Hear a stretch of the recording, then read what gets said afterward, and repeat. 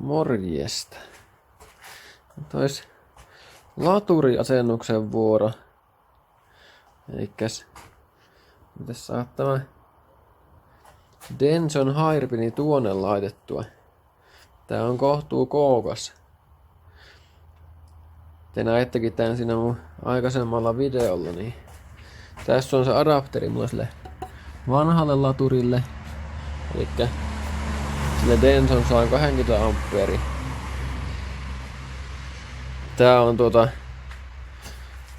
Denson Hairpin. Tuo oli nyt vähän riippuu, mistä tää nyt ostaa, mutta tää oli niinku 220-250 amperia tämä laturi.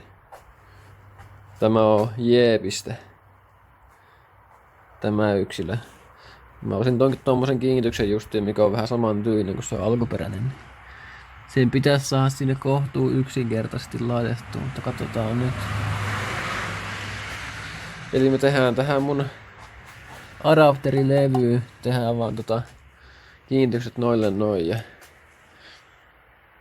noihin paikkoihin ja sitten yritetään saada hihnalinja kohdalleen. Sittenhän tämä onkin valmis. Mutta juu, eiköhän aloittaa värkkäämään. No joo, nyt mä sain tän adapterin väännettyä. Mä tähän hitsasin vaan jatkohookit. Ja tämä tulee tähän. Noin vaan. Semmonen patentti. Mutta erittäin simppeli ratkaisu. Sitten vaan seuraavaksi ruuvaamaan kiinni. Hihnalinjassa siinä voi olla vähän säätämisoperaatiota, mutta muutenhan se pitäisi mennä. Ja eikä mulla ole hihnaakaan tähän vielä, tai ei välttämättä pitää katsoa sopiiko mikään mun 3, mitä mulla on. Mutta juu, jatketaan. No joo, mulla ei tietenkään ole tähän sopivaa hihnaa. No, mä käyn tämmöstä muovimittaa, kun tuo on justiin hyvä tähän hommaan, niin sai tällä nopeasti mitattua. 128 senttiä. Näyttää nyt hihnon pituudeksi. Vähän täältä vedin, miten se meneekään. Niin. Mun nuo hihnat oli 115 joku 115 senttiä ja sitten oli 103 kuusko se oli. Eli mulla on justiin, tää on just niiden puolivälissä tämä hihna sitten. Eli kun tämmönen pitää tähän etsiä. 5-urainen tähän autoon menee. Että vähän joku vajaa 128 senttinen. Niin se on sillä selvä. Mutta joo, pitää lähteä seuraavaksi ostoksille. Eiköhän tähän jostain hihna löydy. No joo, mä otin vielä uudemman testi. Tuo kiristi säättynä toiseen asentoon. Niin, tai niinku maksimikireyteen. Niin nyt tää on 125 senttiä. Eli siinä on 3 senttiä niinku pelivaraa. Suurin piirtein.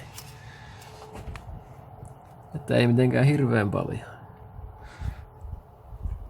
Mutta joo, pitää ottaa tähän nyt etsiä se hihna jostakin. Eiköhän tähän joku passeli löydy. Jos ei löydy, niin sitten tehdään vähän muutoksia. Että eihän siinä se ihmeempää. No niin, nyt sain laturin tonne paikalleen. Hihnan kanssa. Hihnalinja on suhteellisen hyvä. Ainakin pitäisi olla. Ja sain tämänkin kytkettyä tämän jännitteen säätimen.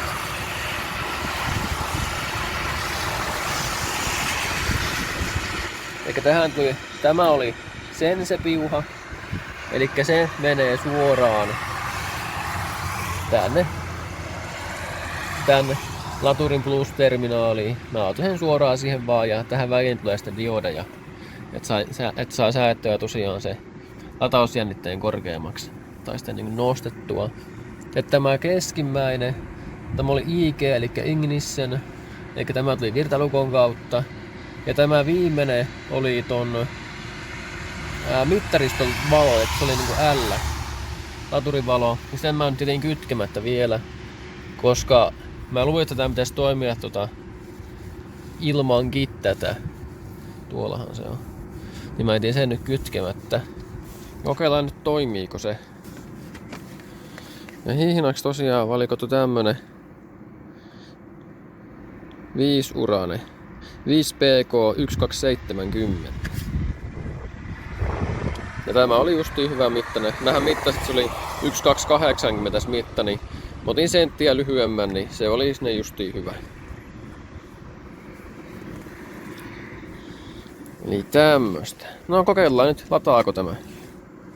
En tiedä, kun en oo päässyt vielä testaamaan. Kokeillaan justiin, sain tähän tämän hihnan paikalleen. Juuri laitoin. Kokeillaan, toimiiko tuo. No joo, käydään täräyttämässä käyntiin ja katsotaan lataako se. Latausin kyllä justiin nämä akut tuolla kotona, että se näyttää 14 volttia lepojännite, mutta mä en tiedä yhtään mikä latausjännite tässä edes on nyt alun perin. Ainakin nousutti 14 yhteen. Käydään katsomassa. No ei ainakaan tuo enempää noussut. Ei se varmaan täysiä ainakaan lataa. Laitetaan tonne. Ei vaihtovirta vaan tasavirtaan.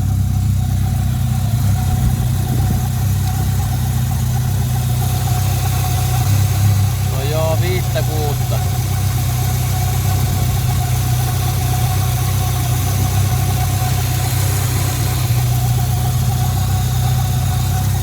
Aika hissukseen lata.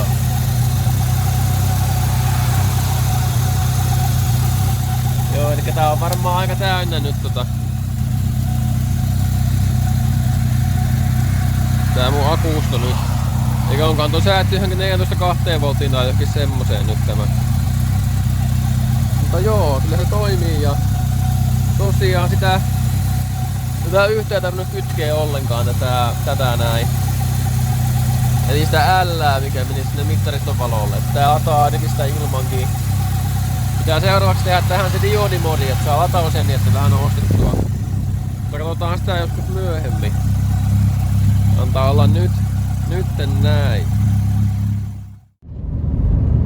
No joo, tällä jännitteen säätimellä tämä lataa 14,2 volttia. Mä katsoin niin se lataa enää joku 10 amperia ja semmoista niin elikkä tämä on se latausjännite tällä jännitteen säätimellä.